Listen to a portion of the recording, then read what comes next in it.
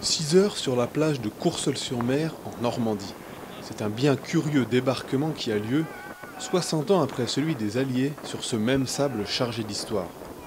Les coureurs s'empressent de sortir de cette eau glacée, l'épreuve ne fait que commencer et les sourires sont sur toutes les lèvres. Quelques centaines de mètres à parcourir et le premier obstacle se dresse déjà sur leur route. 39 autres les attendent tout au long des 15 km du parcours. Une bonne course d'obstacles est toujours boueuse, et si certains s'en sortent bien, pour d'autres, c'est beaucoup moins évident.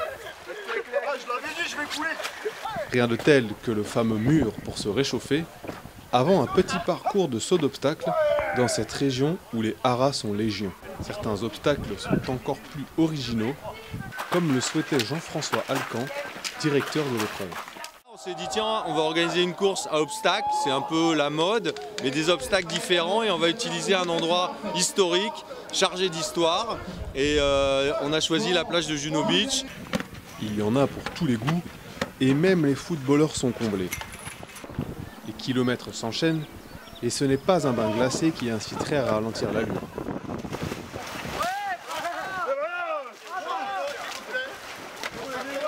Une roulade et un fossé rempli de boue plus tard, et on lève déjà les bras, se croyant arriver.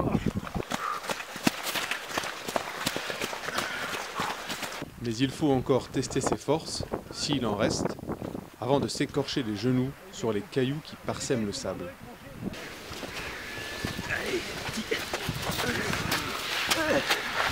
Un dernier bunker à escalader et à traverser, et les coureurs se dirigent vers la ligne d'arrivée, ravis de ce parcours.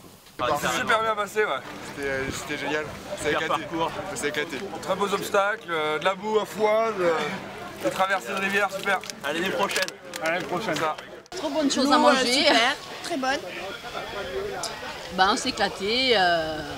On aurait pu recommencer là. On n'est même pas fatigué. Hein. Pas pour toi. Les départs se succéderont jusqu'à 16 h pour les 6000 participants de cette première édition de la D-Day Race.